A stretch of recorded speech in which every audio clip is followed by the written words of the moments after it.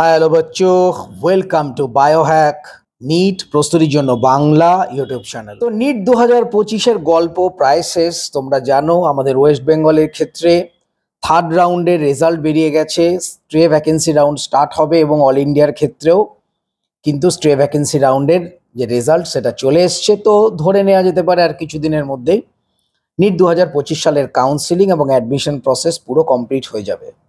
তো যে সমস্ত স্টুডেন্ট তোমরা নিট 2025 সালে কলেজ পেয়েছো তাদের প্রত্যেককে কনগ্র্যাচুলেশনস জানাচ্ছি, এবং যারা সামান্য নাম্বারের জন্য কলেজ পাওনি বা যে সমস্ত স্টুডেন্ট রয়েছো যারা এবছর ফ্রেশার্স এবং যারা ড্রপার্স, প্রত্যেকে কিন্তু এইবার ঝাঁপিয়ে পড়ার সময় চলে এসছে। এখনো 6 মাসের কাছাকাছি টাইম বাকি আছে। 6 মাস কিন্তু কম নয়, বিশেষ করে যারা ড্রপার তাদের জন্য 6 মাস একটা বিরাট সময়। তোমরা জানো এর কারণ তোমাদের সিলেবাস বেশ কয়েকবার কমপ্লিট হয়ে রয়েছে। নিট 2024 সালে যে ধরনের কোশ্চেন এসেছিল, যেরকম কাট অফ চলে গেছিল 650+, আমরা দেখেছি নিট 2025 সালে কাট অফ 130 নম্বর কমে 510-20 কাছাকাছি পৌঁছেছে। তার মানে আমরা এটা ধরেই এগোবো যে নিট 2026 সালে সেম টাইপের কিন্তু কোশ্চেন আসবে। আমাদের প্র্যাকটিসটা করতে হবে এবং সেইভাবে প্রিপারেশনটাকে আমাদের এগিয়ে নিয়ে যেতে হবে। যদি সহজ কোশ্চেন আসে কোনো অসুবিধা নেই, কিন্তু যদি টাফ কোশ্চেন আসে, আমরা যদি টাফভাবেই প্র্যাকটিসটা করি, তাহলে আমরা যে কোনো রকম কোশ্চেন আসুক আমরা কিন্তু ক্র্যাক করে বেরিয়ে যেতে পারবো। তো কোনো রকম পরিস্থিতিতে আমরা পরীক্ষা দিতে বসে আমাদের যেন মনে না হয় যে এগুলো তো জানি না, এগুলো তো এইভাবে তো পড়িনি, সেটা যেন না হয়। সেই জন্য একদম টপ লেভেলের প্রিপারেশন আমাদের করে যেতে হবে। যে ধরনের কোশ্চেন আসবে। তাছাড়াও তোমরা মনে রাখবে যে কোনো কম্পিটিটিভ এক্সামের ক্ষেত্রে কিন্তু টাফ যদি পেপার হয় অনেক সুবিধে। এবছর তোমরা দেখেছো প্রাইভেট, ম্যানেজমেন্ট এবং গভর্নমেন্ট প্রচুর সিট বেড়েছে। সামনের বছরও কিন্তু 10 থেকে 12,000 সিট বাড়বে। সুতরাং যারা এবছর পাওনি, তোমাদের প্রত্যেকের সামনের বছর একটা এমবিবিএস সিট পাওয়া বা একটা বিডিএস সিট পাওয়ার সম্ভাবনা কিন্তু আরও বেশি প্রবল হবে। সুতরাং তোমরা এখন থেকেই যে দিন সময় রয়েছে প্রিপারেশনটা টপ লেভেলে স্টার্ট করো। 3 মাস ভাবে ডিভাইড করো। প্রথম 3 মাস তোমাদের মেন ফোকাস থাকবে তোমরা আগে সিলেবাসটা আরও একবার কমপ্লিট করো। যারা ফ্রেশার্স তারাও, যারা ড্রপার তারাও সিলেবাসটা ডিটেলসে তোমরা কমপ্লিট করো। তোমরা নোটস তৈরি করো, শর্টস নোট, যেগুলো তোমার পরীক্ষার কয়েকদিন আগে তোমরা রিভাইজ দিতে পারবে। শর্টস নোট বানাও। তোমরা প্রত্যেকে এরর নোটবুক বানাও। যে জায়গাগুলো বারবার ভুল হচ্ছে সেগুলো এরর নোটবুকে লিখবে। যে সমস্ত জিনিসগুলো তোমাদের মনে থাকছে না সেগুলো শর্ট নোটে লিখে বারবার করে রিভাইজ দাও।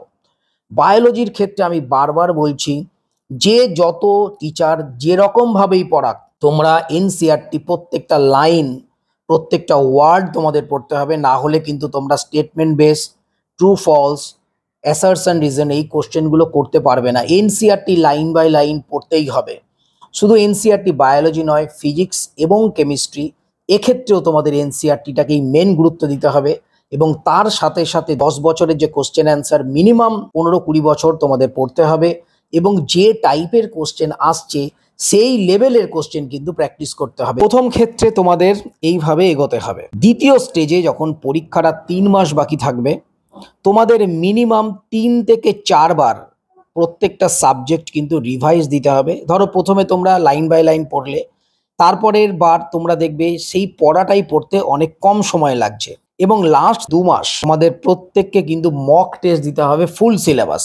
খুব গুরুত্বপূর্ণ, কেননা পার্ট বাই পার্ট মক টেস্টের কিন্তু অতটা রেজাল্ট পাওয়া যায় না। ফুল সিলেবাস মক টেস্ট যদি তোমরা দাও তাহলে কিন্তু তোমরা রেজাল্ট পাবে। যত মক টেস্ট দেবে, মক টেস্ট দেওয়ার থেকেও মেন হচ্ছে অ্যানালাইসিস।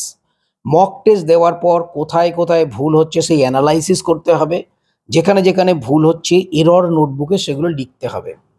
তো এইভাবে কিন্তু তোমাদের এগোতে হবে। দেখো একটা জিনিস মনে রাখবে, তোমরা কোনো একটা জিনিস, ধরো কোনো একটা কনসেপ্ট তোমরা পড়ছো, কনসেপ্ট বুঝছো, সব ঠিক আছে, কিন্তু আলটিমেটলি তোমাদের পড়তে হবে এনসিইআরটি থেকে। আলটিমেটলি তোমাদের একটা ভালো কোয়ালিটির কোশ্চেন ব্যাংক থেকে কোশ্চেন প্র্যাকটিস করতে হবে। ফিজিক্সের জন্য প্রচুর নিউমেরিক্যাল প্র্যাকটিস করতে হবে। ফিজিক্যাল কেমিস্ট্রির জন্য নিউমেরিক্যাল প্র্যাকটিস করতে হবে।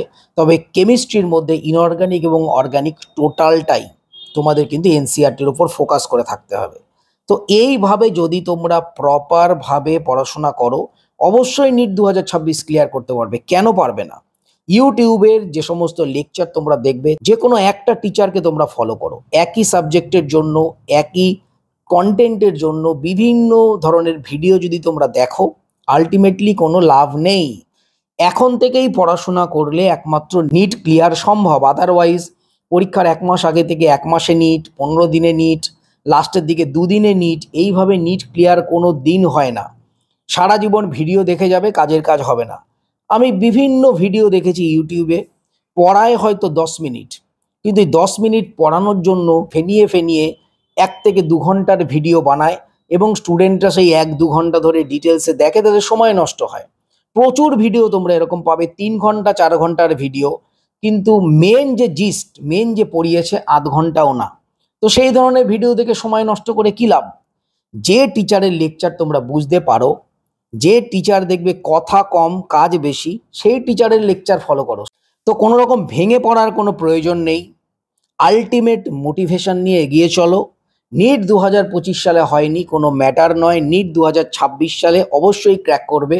এর কারণ সিটও প্রচুর বাড়বে এবং তোমরা যে ধরনের পেপার এসছে সেইভাবে যদি প্র্যাকটিস করো, তোমাদের পক্ষে যে পেপার অ্যাটেম্পট করাও অনেক সুবিধা হবে।